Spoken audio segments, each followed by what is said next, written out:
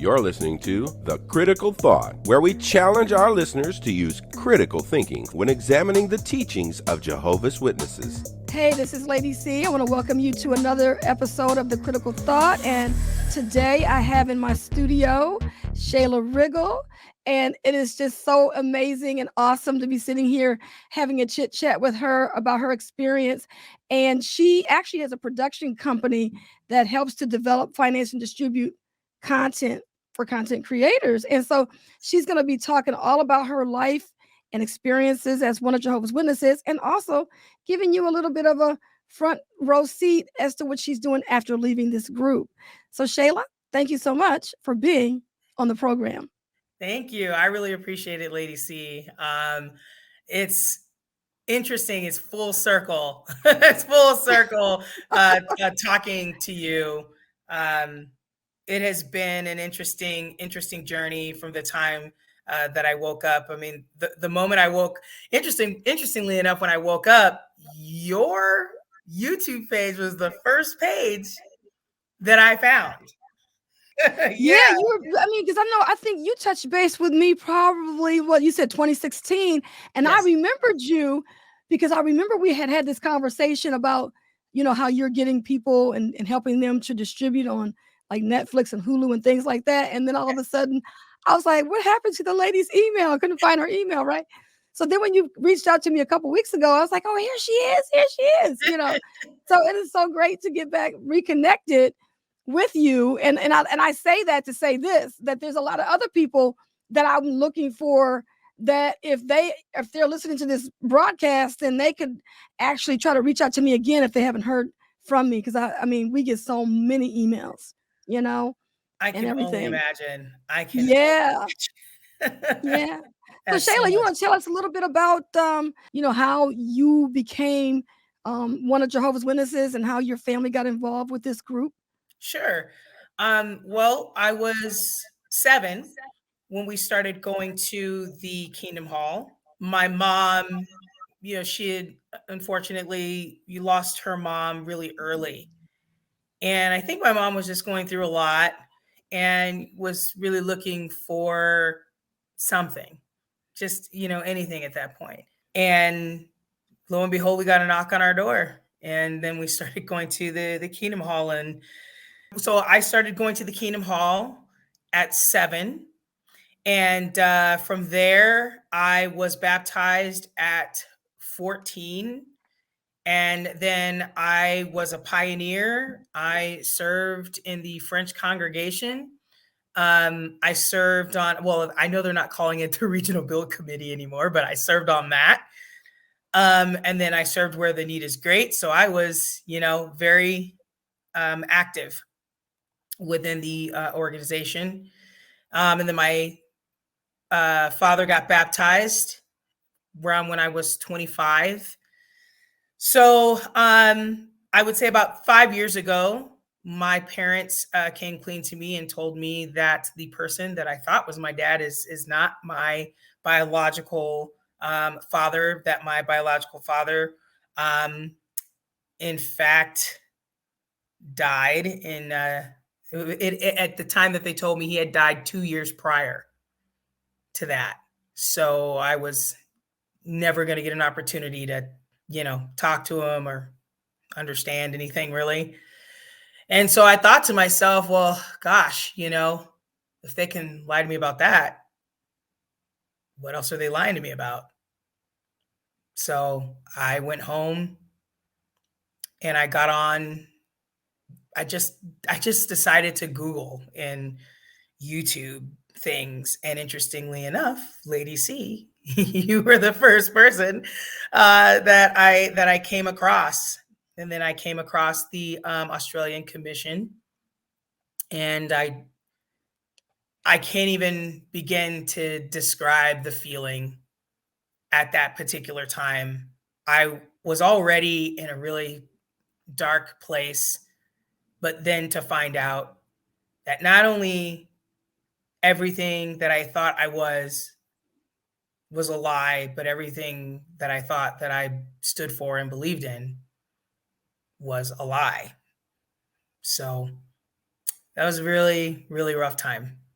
Well, that had to be a low blow for you. I mean, when you think about how people feel when they find out that their father is not their father, and I've got people in my family that had the same situation and how that affected them. So I know exactly what you're talking about.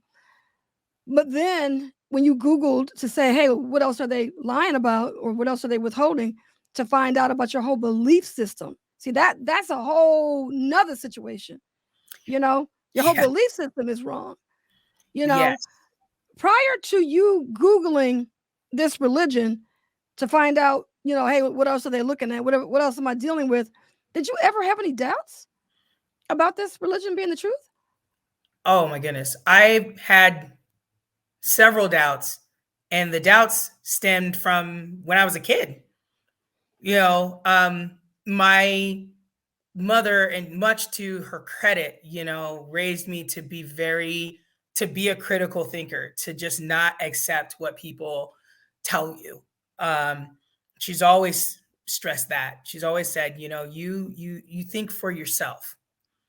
And the doubts really started. I mean, I know it may sound silly, but honestly, it started with the dinosaurs. To this day, as a full grown adult, I am a massive dinosaur nerd. And I thought to myself, okay, well, if death and killing and, murder, things like that, just specifically the concept of death and killing, did not enter the world until Adam and Eve sinned, then how do you explain dinosaurs whose sole purpose was to hunt and kill other dinosaurs to live? Didn't God create those? So is God really the architect of killing and death? Or is it the fact that Adam and Eve did what they did and then? So those types of questions, I mean, even as a little kid, entered my mind. And as I got older, seeing scriptures like, I believe it's Psalms. I'm trying to remember. I think it's the second chapter where it talks about how God entered into the assembly of gods. I'm like, wait a minute. I thought there was one. So who's this assembly that he's stepping into? So, just these little things, these little doubts that started to really amount to, questions that then went into like the organization, as a whole. I just thought it was kind of strange that we have a group of men who are supposed to be representatives of God and his word on earth, and we're just supposed to do exactly as they say. And it's just, well, isn't that elevating imperfect man to divine status? How's that a thing? So those are just a few of the things. Well, see, I wonder if because you already had those doubts, then that's what made it easy for you to probably do the Google search about Jehovah's Witnesses, because, hey, look, what else is out there? Yes. Do you think that? Okay. Definitely. I'd already had doubts, and I'd already seen a lot, just witnessed a lot of things that were just, there's no way in creation, this is something that God condones. From watching my friend go through being sexually assaulted by a ministerial servant, and then sitting by and watching her get victim shamed, saying, hey, well, if you weren't in the car alone with him, maybe he wouldn't have, assaulted you. This is why we have these rules. And it's like, and I remember specifically saying, no, that's not right. Because how many times am I in the car alone with a brother when my two Pioneer sisters are going to the door.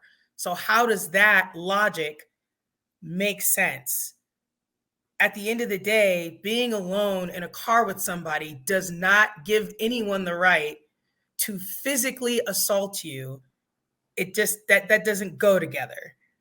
So the fact that this sister had bruises, this sister was hurt, there was no mention of calling the police.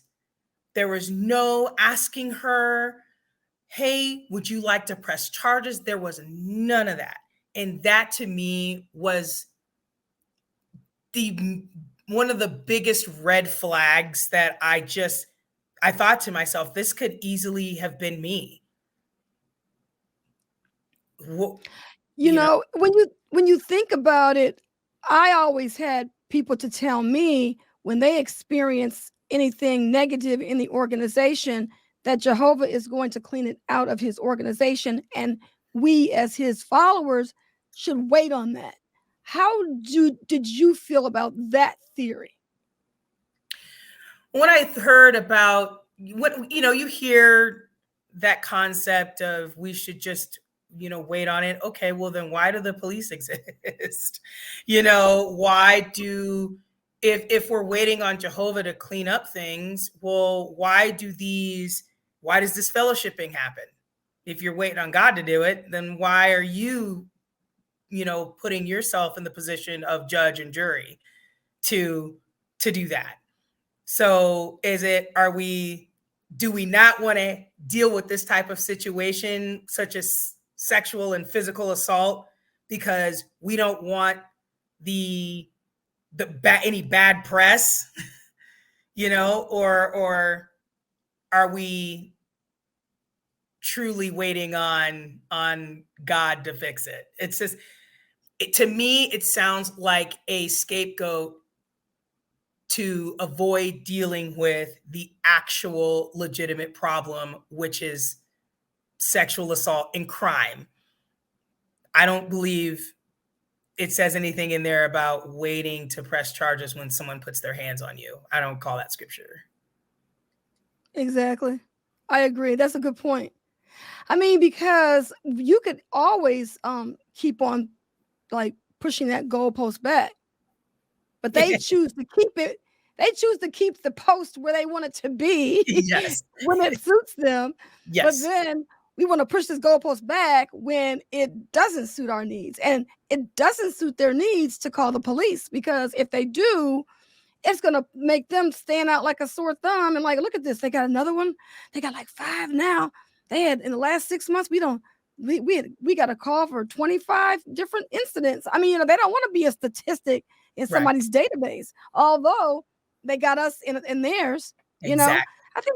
I don't know who it was, but somebody just told me, I'm gonna be interviewing somebody else later on. Oh, that's what it was. She told me that she had wrote a disassociation letter, and they found that they still had the disassociation letter after 40 something years. She couldn't believe it.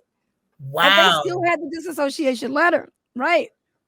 See, and that's the thing. They don't ask your permission to keep your information. They are good at, and this is the reason why when all that stuff started coming up about the CSA and everything, and then they were like, they didn't have documentation, or they were trying to act like, oh, we don't have any of that stuff on file. Well, everyone, basically like the brothers in the organization, and there's a whole lot of elders that have left, the religion, including my husband, that know exactly how the Watchtower keeps track of stuff. Yep. So there's no way you can sit there and lie about it and say, oh, we don't have that information, because they are the king of information gathering and storing and, like keeping stuff, for years and decades. Yes, so. For sure. For sure. And that's the crazy thing, is knowing that they do have a database of known people who have in the past committed sexual crimes, who are registered sex offenders, pedophiles, things like that. They have record of that. And now I don't know where this case stands, but they've been trying to fight to get a hold of that information because it stands to help law enforcement solve a lot of the crimes that have been that have been charged against certain members within the congregation. And it's just like, what kind of God would want someone to withhold information that would help someone move forward from being from being hurt in any way? Right. It's amazing. Yeah. Weird. I know you mentioned that you were on the regional building committee, you served where the need is great, you pioneered and all these kind of things. So does that mean that you were putting your career on the back burner and you were just all about Watchtower? What did it look like before you found out that this wasn't the truth? Well, so interestingly enough, my mom, I do owe a lot to my mom, because she was, even though we were witnesses, she was very instrumental in making sure that I felt fulfilled creatively. And I think it was when she saw me watching The Wiz, and I watched, it was Lena Horne. She was Glinda the Good Witch.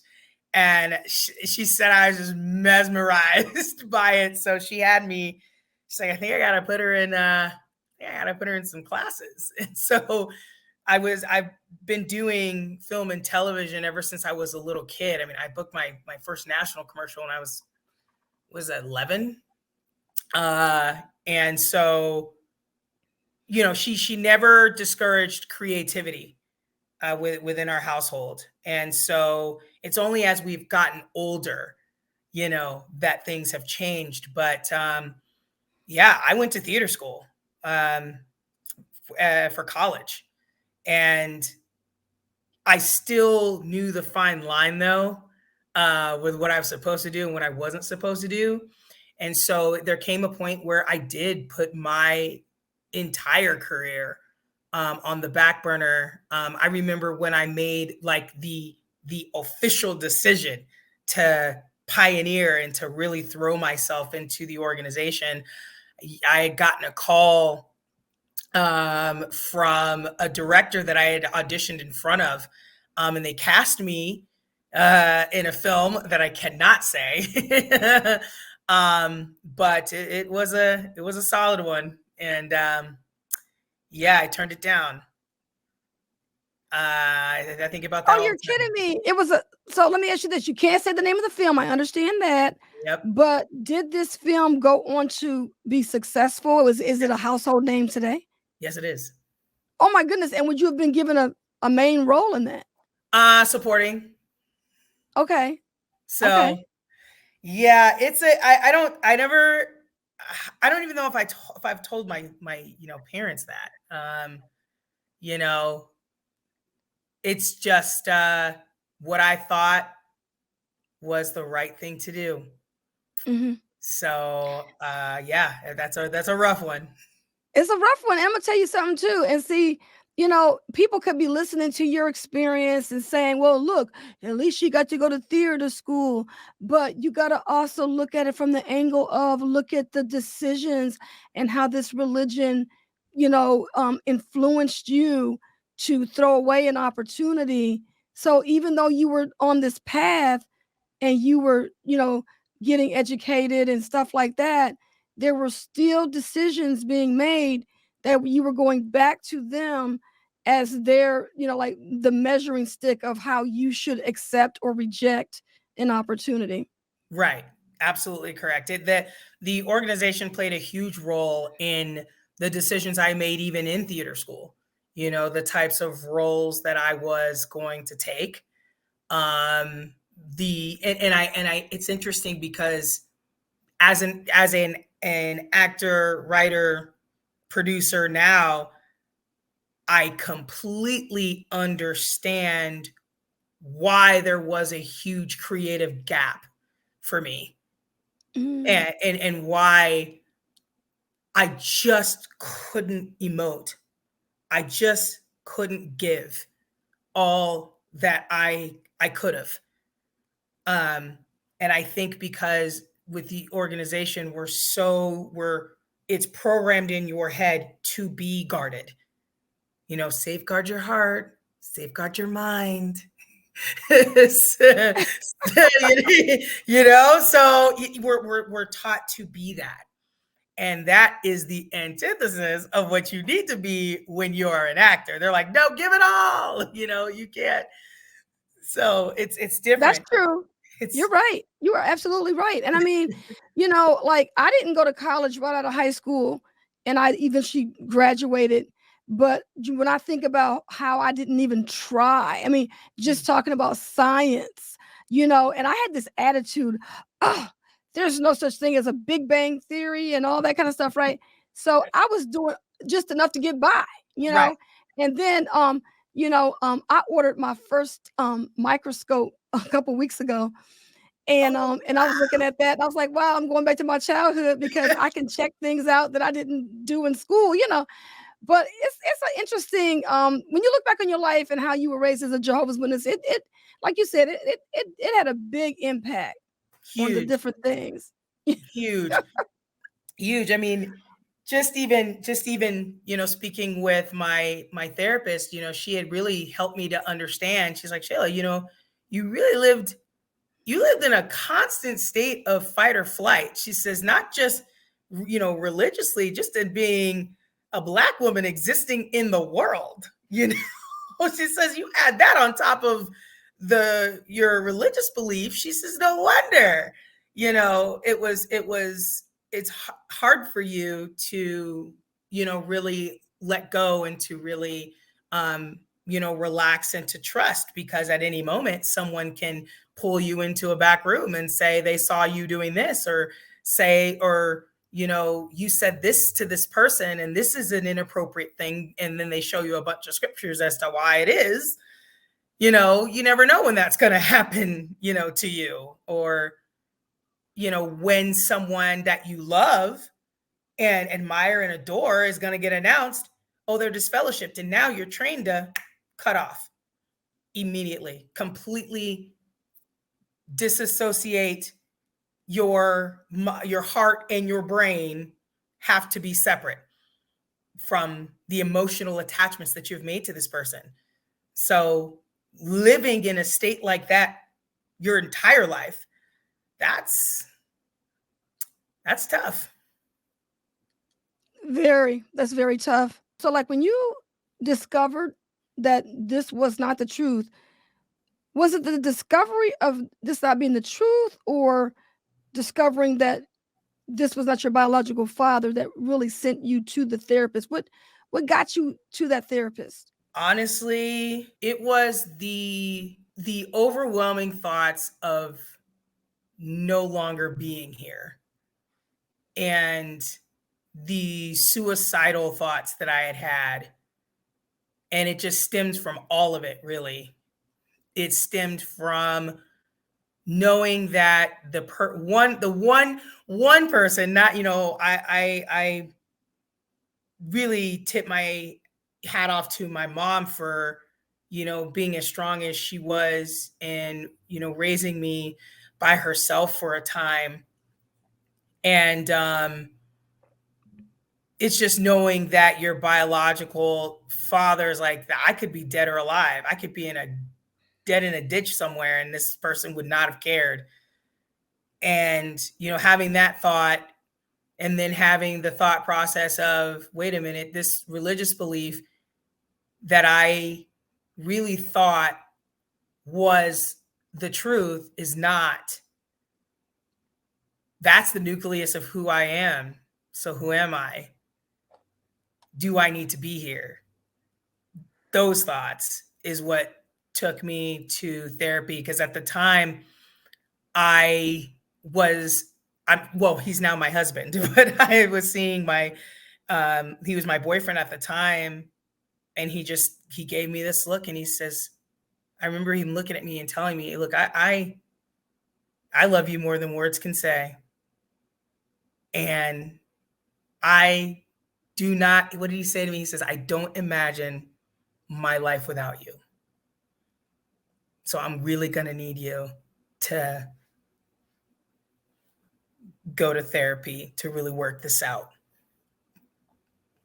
And that is so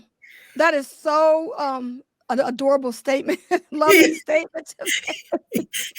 He was something. Oh my God. He was really, I'm telling you, my husband, he was something. I'll never forget when he basically said, look, I'm going to marry you. So, I'll wait for you to realize it but just know I'm going to marry you.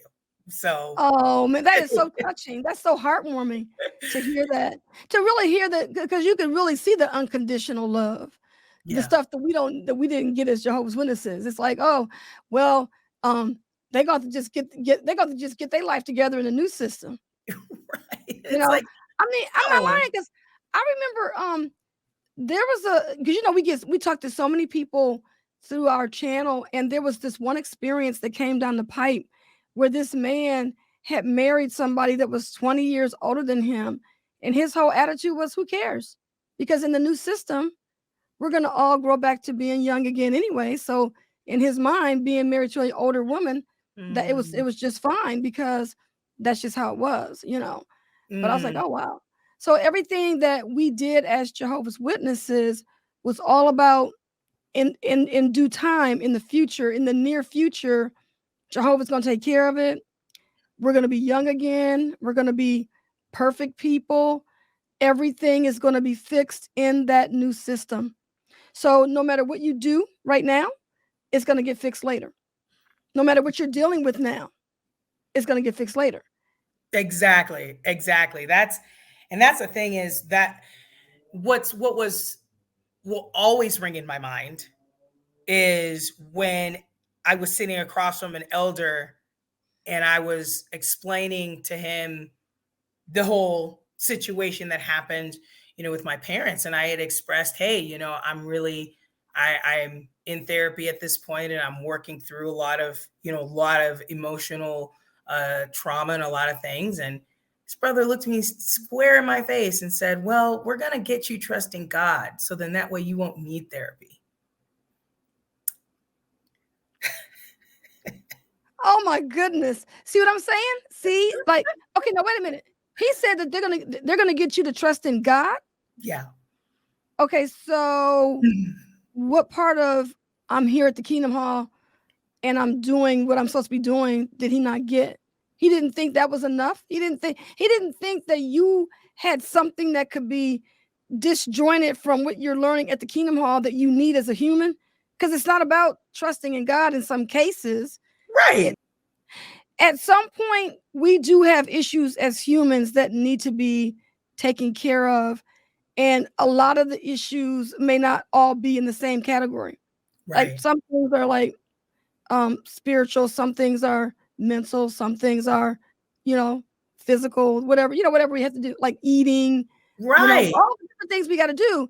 So everything is not compartmentalized into one area of our life. Exactly. So serving God is one area, but then when you're having issues in another area, then you do seek, some kind of assistance in that other area. But Jehovah's Witnesses try to make everything like it's all in one area, and all of our problems are tied into the Kingdom Hall. Right. And that's not the case. And the other thing that is to me is, you are not a licensed counselor. Right. You are not a licensed professional. So anything dealing with mental health, anything dealing with physical health, anything dealing with here, it's best not to determine that it is my faith, which is what is causing, the real mental and emotional things that I'm going through. So, just to, like you said, compartmentalize it like that was completely above the pay grade. It's crazy. But, and I think, like when like JT has said, things in different interviews that we've had in different, broadcasts that we've done.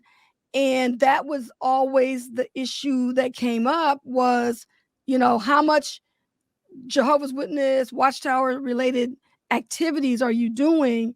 And depending on how much you're doing or not will depend on, how well you're doing in your life. Oh, she lost her job. Well, maybe because, she ain't been going to the Kingdom Hall and this is da-da-da-da-da. Or, she's sick at the hospital. Or every time something happens in somebody's life, it's always measured in how much Watchtower activities that they're doing. And this is the reason why they are experiencing so many bad things in their life, which is such a big lie,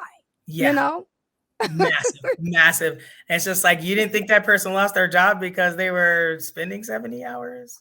Or just the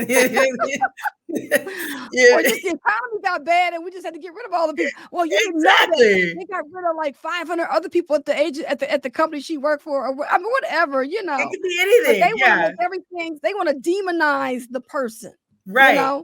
Right. It's just like, no, that's not how that works. Right. So now that you've been going to see your therapist and things like that, do you want to talk about how your life changed for the better after, getting your counseling sessions? Definitely. Therapy, and I still continue to go. I go to therapy every other week. And it's usually for 2 hours. So I go to therapy 4 hours a month. And I'm super proud of that. It has helped me in so many ways. I can't even begin to describe all of the ways, but one is it has helped me find my voice. It has helped me learn how to plant my feet in a way that is resolute, but still kind and forgiving. And with that, I noticed that not just the emotional weight, but physical weight has started to come off. I mean, let's see, I started my weight loss journey in January of this year, and right now I'm at 40 pounds down.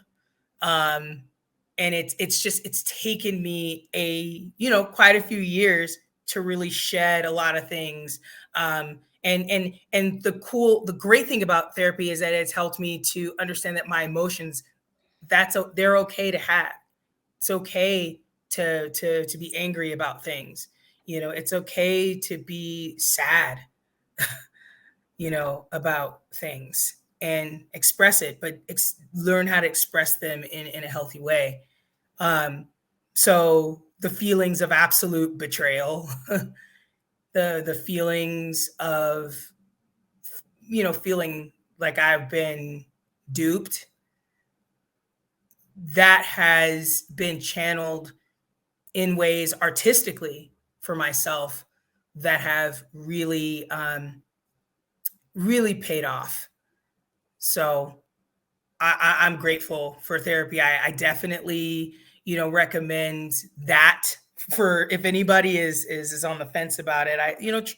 Just check it out for yourself. And the thing is, finding the right person that's going to work for you. And thankfully, I have. Did you actually have a hard time finding someone when you started seeing your therapist? Are you with the same person you started out with, or how did that work out? Actually, I'm not with the same person that I started out with. I started out with someone that was in Los Angeles. And then when I moved to Colorado, I had to find someone else because they have to be practice in the state that you are in. So I was able to find someone, and it was instant. It was really an instant connection where she just kind of honed in. She's like, I get you. And it's like, I get it. So yeah, it's been a wonderful experience so far. And I think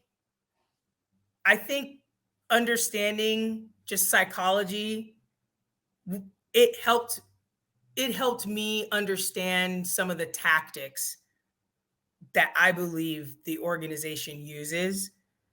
And in understanding those tactics and understanding how effective those tactics are, I'm less hard on myself. And then in turn, I'm way less hard on my parents and anyone else that is still in, because I understand it on a cerebral level and on a chemical level, what's happening. So, I'm able to have a lot more patience. I love what you just said, because we talked to a lot of people that are just really hurt by the fact that they're being shunned, and how their family treats them, and how they can't understand that they would do this. And so when you're talking about it from the angle of psychology, and you understand why they're doing that and why they're able to be manipulated in that way, it's all about you understanding how psychology works. Yes. And how people are able to be manipulated. There's just so many. I mean, we got quite a few episodes that I've identified that I'm going to be producing on this very topic.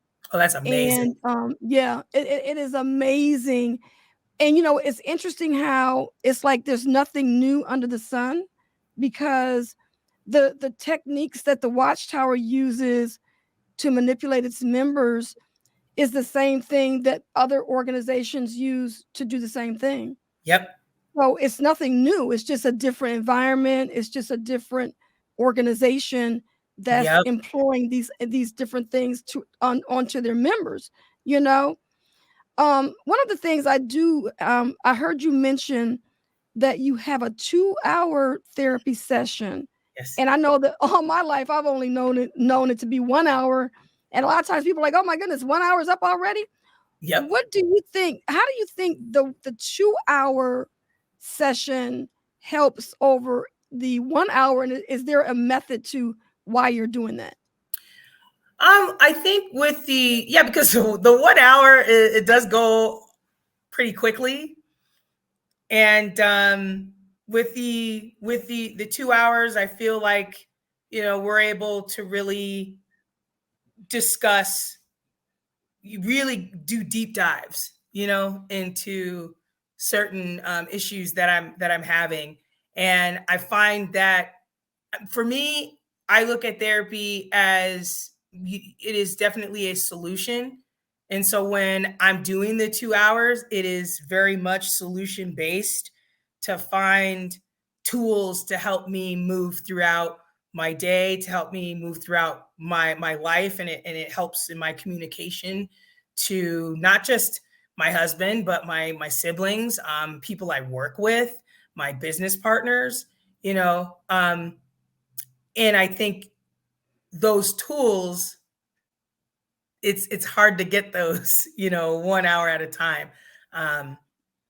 Doing the 2 hours, I'm really able to really take in a lot more. So I do. That's just me. That just works for my brain, and I allot the time, for it. So I recommend 2 hours for sure.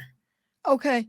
Is this something that you did in Los Angeles, or is this your new therapist in Colorado? So this is my new therapist in Colorado. It did take me a while when I first started to kind of see the benefits. I was like, wow, this person, what is it? This person, I'm the kind of person to where I don't like to make my problems other people's problems. That's just not my deal. So it did take me a little while to warm up to, talking about things. Mm-hmm. And I think my therapist here in Colorado has helped a lot of things that my therapist in LA was saying sink in and click. So that's why I say definitely, take your time with it and allow your allow yourself the time to process, because it is, I know for me, it did take a while. Mm-hmm. But then you're working through it and you're getting through it and everything. So now, how did things progress for your career? Now, because you gave up different things in Hollywood and stuff like that. Different, you said you were cast for a role that you didn't take. And then as time went on, now you discovered the truth about the truth. This is not the truth. And now you're waking up, you're trying to get help so you can sort your life out. How did you end up going full circle with where you are now? Well, I thank goodness that I still was active in the creative space. I had my own after school performing arts program for quite some time while I was pioneering. I mean, that was really the way for me to support myself and still have some kind of ties to, what I love to do. And it was just a split decision. I saw an audition and went in, auditioned for it, and they cast me. And from there, I ended up doing another show, and that show ran for 5 years. And then after that, I auditioned for another fun musical called Avenue Q, and I played Gary Coleman for another 5 years. And then I started to realize that I really didn't know the business that I was in for real. And that's kind of what led me to going to some of the film markets. And I had my film concept, my idea, and I had my little one pager. And I went to the film market in Santa Monica, and I had heard a lot of words that I'd never heard before. I was kind of overwhelmed. I sat in the lobby, just tired. And this little old white lady, she sat next to me, and she had the biggest plate of wings I ever seen, sat right in front of her. And she says, I'm never going to finish these. Do you want to share some? And I said, of course, I'm not going to turn down a wing.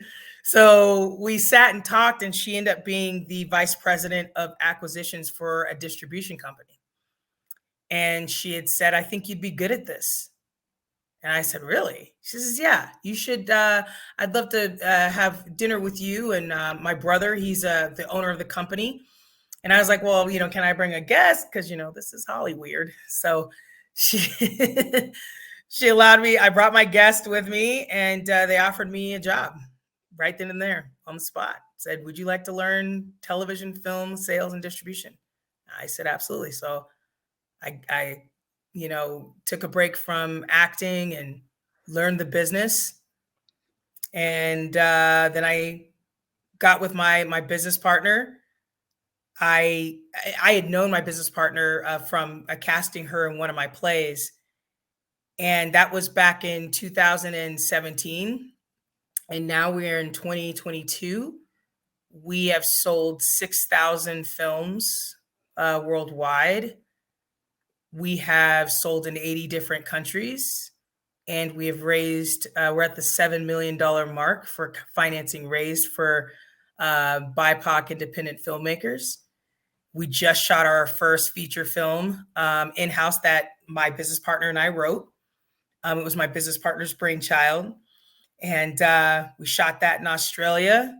And a concept that I came up with that I've been working on for the last 22 years. We have a gaming deal for that.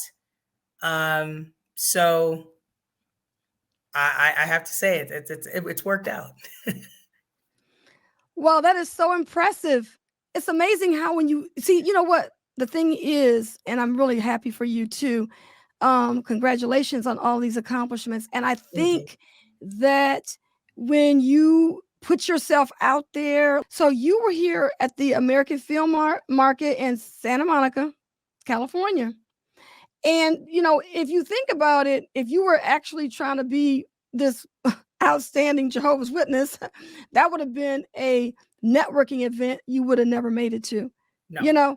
So it just makes you think about what you're doing in your life. You got to go to where the action is. You got to be there. You got to put yourself in these different spaces. And I'm gonna tell you something right now, Shayla. That lady didn't just see that, oh, you're just sitting at my table sharing a plate of wings with me. She saw something in you. And people can pick it up. People can pick up who people are sometimes. Sometimes they get that sixth sense and they can feel something about you and you don't know. Right. She could have been like this. She could have been like, the next person to come and sit down here with, this could have been her third plate of wings for all you know. And next thing you know, she's like, the next part, I don't got rid of this plate of wings, and I'm gonna try this again. And now you come along and sure, I'll have some wings, and it's like, she's gonna be the person I'm gonna hire for this job. I mean, people test you out. You don't know. That's if true. That could have been your situation. Did you ever ask her? No, to this day, I'm gonna call her and ask her, like, what made you, why would you? And she's not kidding. I still remember those wings like it was yesterday. Those were the best tasting wings I've ever had in my life. And it was just, she was just such a fun person. And it was like I'd known her forever. And I never asked her what made her ask me, because I know there was someone else sitting next to her, but maybe she was like, you know what? I bet this girl likes wings. Who knows? But I mean, there's a lot of things that people use to find people that they want to work with. They want to find out, is the chemistry there? Have you ever heard of years ago, and I don't know if they still do this or not, but they used to take people out for lunch or dinner or something, and they would actually take you out, and they would observe what you did at the table. And I remember this one person was talking about how he was taking a candidate out for a job interview. And the first thing, they got their plate of food, and the first thing that the person started doing was putting salt and pepper on the food. And after the interview was over, they were like, we can't hire this person because they did not taste the food first. Exactly. Because the food could have already been oversalted or too much pepper already. Right. But they did not, taste it first. So if this person is doing this with food, we can't hire them to be, part of our marketing or our vice president or whatever it was. But that's how they would actually decide whether or not to hire somebody, was based on how they acted or what they did with their food on the interview. Interesting. I've never heard that. I have to look into that. That sounds so interesting. She could have been doing that. She could have. She's one of those that is so unassuming, and people. It would be my favorite thing when we would go into meetings with buyers and they just, kind of disregard her and kind of treated her like, oh, this little old nice lady. Oh, she would turn it on immediately, and she would leave those people like, I remember when she told somebody, she said, sir, if you're going to find the answer, it's not going to be in the sky. It should be on the paper in front of you. Ooh. That's when I sat back. I love her already. Hey, let me. I mean, this is what we get. This is what we get in the society that we live in. Yep. People tend to look at how we look first. Yes. And then they determine whether or not you're good at what you can do. And I remember I was at this podcast group. It was a local podcast group. And we were all in this meeting, and it was all virtual. And the man who was actually leading the effort, this is like, he was, bringing everybody together on this meetup. And he goes, oh yeah, he's looking at all of us sitting there, And it was like, he just discounted everybody. And he went to this one guy. He's like, Bob, he goes, you look like you could be a podcaster. And I'm pretty sure that you blah, blah, blah. And then the guy looks up and said, he goes, I've never did a podcast in my life. I just showed up because I wanted to see what it was all about. But he just said that you look like you are a podcaster. Wow. But he just discounted everybody else that was there. And because we didn't look like a pod, and then so I felt it was like, well, what is a podcaster supposed to look like? That's what I want to know. Like, it's a podcast. It was just crazy, but, you know, because people kind of typecast you. Yeah. Oh, and you're supposed to look a certain way. You know, it's like being we got to take it back to the Jehovah Witnesses, because of course, no woman would ever get to do the things that you're doing in the organization. No, that's a big deal to me. That was a massive deal for me. Is right? Only being able to ascend to a certain level of, I don't know, accomplishment or whatever, but it's only through your husband that you're able to do these, you know, certain things. And it's just like, well, what if I don't want to be married? You know, what if I don't want that? You know, and honestly, for a long time, it wasn't until I met my husband that I was like, yeah, you know what? Marriage sounds cool. That it really wasn't until I met him that I thought marriage sounds like a good idea. Yeah, I was in a different environment, in a different setting, because the setting that we were in as Jehovah's Witnesses, that type of setting wasn't too good. And a lot of men, they enjoyed that control that they have over women in that environment. Yes, I witnessed that firsthand. You know, watching a sister who was married to a pretty prominent elder within our circuit. And, you know, he's very well liked, but he was sleeping around on her with other sisters. Oh my goodness. Yeah. I mean, and this poor sister, I'll never forget when a friend of mine, she called me and she was whispering. I'm like, what is wrong with you? She's like, we're in the back of a car. We're trying to videotape. We're trying to catch him in the act. Oh my God. Because she went to go tell them. Yeah, they caught him on camera. Walking into a hotel with another sister alone. And when she showed that to the elders, they were like, well, this doesn't prove anything. It just shows that he was alone with a sister. You don't know what they were doing when they went in there. And I'm like, are you kidding me? This can't be real. This sister ended up having to go to another congregation. She ended up divorcing him and going to another congregation, and they saw it. I can't. It was a lot. It was a lot for this poor sister. And I looked at that.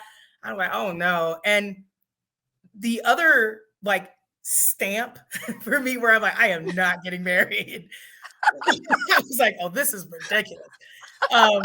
I'll never forget this. I was working at the Miraloma Assembly Hall, and it was we were breaking for lunch, and I believe I was doing some of the gardening that day, and we were breaking for lunch, and I was sitting at the table. It was quite a few, you know, people around my age, and we were all just chatting and talking. And it comes out, it was myself and my other friend who she was going to get married, but she called it off. And then there was 4 others sitting at the table. All 4 of them divorced. There was 4. I still to this day, there were 4 cases at that table where their spouses just up and left, and they ain't seen them since. And you were like, well, I don't want to do that then. No, I'm not having it. I am not having it. I've already seen all of the shenanigans. I have heard all of the ridiculousness. You know, I heard where one of the sisters, one of my mother's friends, where, you know, her husband, he just won't get a job. And I'm like, how is that a thing? How do you live? And they said, well, Jehovah's my job. I'm like, well, there's this thing called bills, groceries. You know what? It spans the gamut, doesn't it? I mean, it's like from one end of the spectrum to another end, somebody is dealing with somebody has a person that don't want to work, and somebody has a person that's working all the time. It's pretty bad. The religion gives people a like a false like narrative, a false like measuring stick on what to do in their lives, and you get people who feel like, oh, I want to do more for the organization, so I'm not going to work. And they use that as an excuse. But you know what makes me wonder if the person that's doing that, even if they weren't a Jehovah's Witness, would they really want to work? That could just be part of their personality type. Exactly. But that's the thing is they don't give, you go on a date with a brother, you're on like the second date, everybody's asking when you're getting married. Mm-hmm. You're like, you just met this person. And it's just, well, you guys believe in the same things. Like, no. Right. They don't give you time to actually get to know the person that you are dating. 9 times out of 10, you don't even know who you are. That's true. I mean, that's very true. That's very true. And then when you just got through talking about the sister who caught the husband going to the hotel with the sister, if that was a dating couple that was doing that, it would have been a whole different ball of wax. Exactly. They would have spent that totally different. They would have been like, we saw y'all on video going into this hotel. We know y'all were doing something wrong when you got in there. But yet when the sister was trying to show her husband was going into the same or into a hotel with a sister, then they just kind of twisted that all up. Right. That's such a good point. Yeah, I didn't even think about it like that. That's an excellent point. Yeah, that it's funny how there certain rules apply differently according to your status within the organization. Mm-hmm. And apparently it's like you being married as a sister. I mean, that's the pinnacle. Right? I need to forget it. Nobody's going to be on your side. Of all the sisters that I've spoken to since we left the organization and interviewed on this platform, I mean, they were the ones that were treated the worst in the relationship. It was like, well, are you cooking dinner for him? Are you doing wifely duties? What are you not doing? Why do you think he hit you? Why, just all kind of crazy stuff about it was your fault. It was never, ever his fault. Right. What have you done wrong? Exactly. And it's just like, well, I'm sorry. I thought I was a wife and not a mom or a maid. That's, or a Stepford wife. Right. It's like, come on, get out of here. I don't sew. I don't bake. That's what the cleaners is for. And that's what the bakery down the street is for. That's not within my chemical makeup to do. But it was interesting watching a lot of these relationships, unfold, especially the ones where with my generation, watching these relationships begin and end, in the most dramatic of fashions. I didn't want that. And I knew that wasn't for me. I knew that I was just, maybe I was just an outspoken person, and I'm just not going to put up with stuff like that. You're going to treat me with love, kindness, and respect, because that's what I thought the good book says we're supposed to treat each other. So absolutely. And not only that, but you look at it from the angle of if you do it right, you get to know the person, you know what you're getting into, then you can refrain from the phrases that, oh, Jehovah's going to clean it out later. You got to stay in there, hang in there. Sister, you can withstand another black eye. Jehovah gonna fix you later. It's just crazy stuff like that. It's just crazy. Like, no, that's violence. That's not how it's supposed to work. Yeah. So what kind of advice would you give, to our listening audience as to how they can, kind of pick up the pieces of their lives after discovering the real truth about the religion? The advice I would say is to, allow yourself to go through the different emotions that you have. I also would say to really, really take the time to reflect within yourself as to, what was it for you that, that clicked for you. And honestly, I know this may sound strange, but if I were to go back, I wouldn't be in such a rush to get my parents out. Their journey is their journey. And, people are going to see what they're going to see. And you can always trust people to be exactly who they are. You just focus on who you are and what you want to do. And you put one foot in front of the other. And you build your own support system, whether that is, some friends, family that doesn't believe. And if it's your entire family that, that believes, put yourself out there. I'm in a space that I never in a million years would have thought that I would be in, simply because I just put myself out there. I planted my feet and really sat in the quiet, even though it was tough, and figured out exactly what it is I want to do, what I'm passionate about. And then I move from there every day. And I'm super fortunate to have a very supportive husband. I never thought I'd say the word husband, that's for sure. Did not see marriage did not see marriage at all. But it's the most amazing gift that I've received. So yeah, I would say just really hone in on your passion and move from there. And I promise you, everything will fall into place.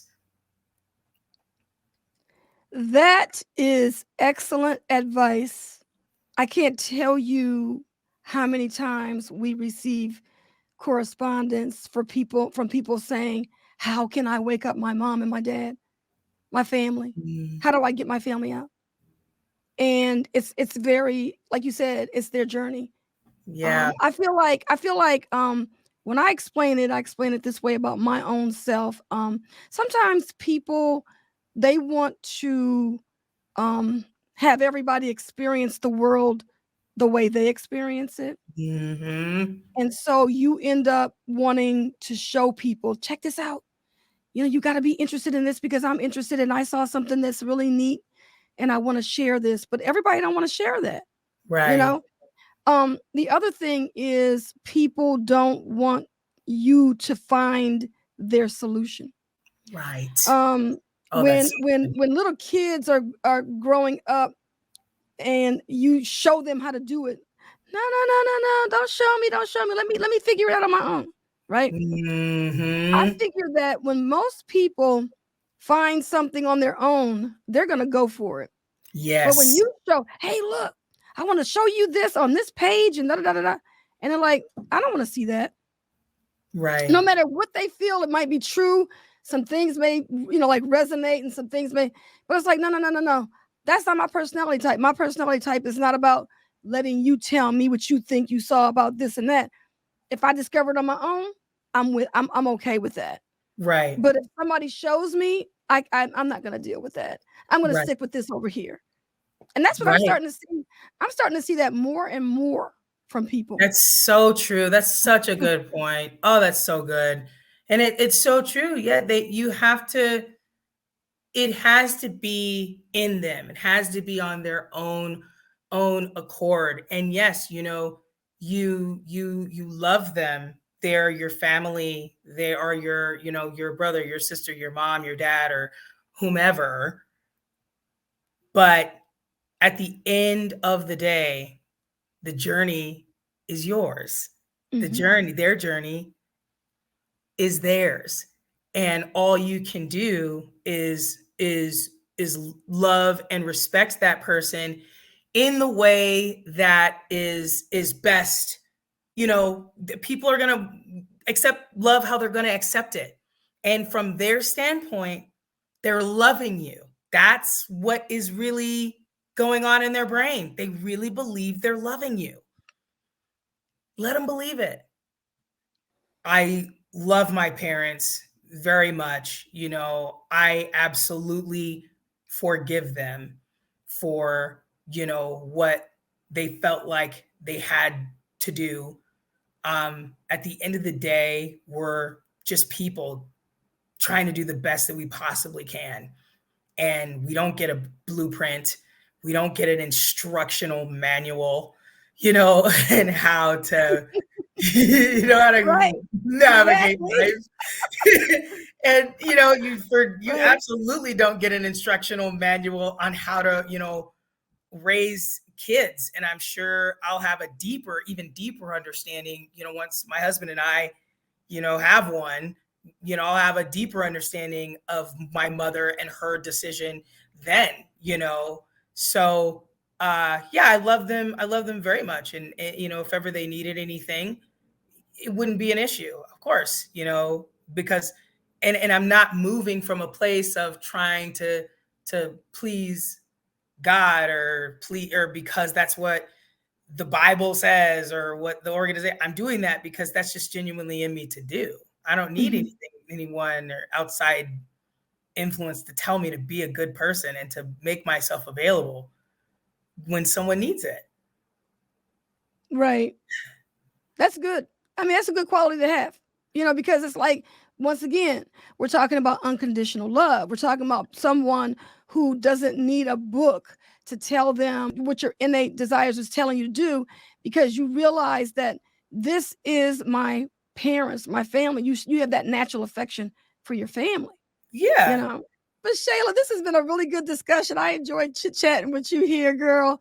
But I've enjoyed every bit of this discussion. I really feel like sometimes people just need to hear a conversation about what people have been through and everything. So I enjoyed it. I just enjoyed just talking about what we've been through and how our experiences kind of parallel, and just helping other people to see that you're not going crazy. The things that you're seeing at the Kingdom Hall, you might want to give a look to it. Maybe you want to double click a little bit more on the subject.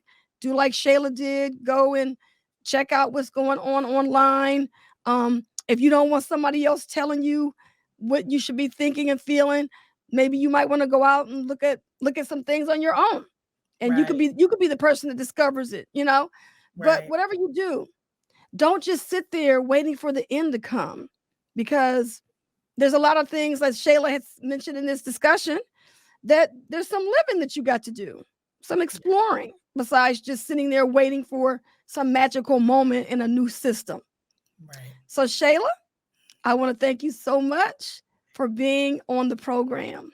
Oh, thank you so much for having me. This is such a full circle moment for me. And I just want to thank you for providing a platform and an outlet for people like me. What you and your husband are doing is just fantastic healing work. And I thank you. You are so welcome. All right. So we're going to go ahead and end this program right here, and we will see you all on the next episode.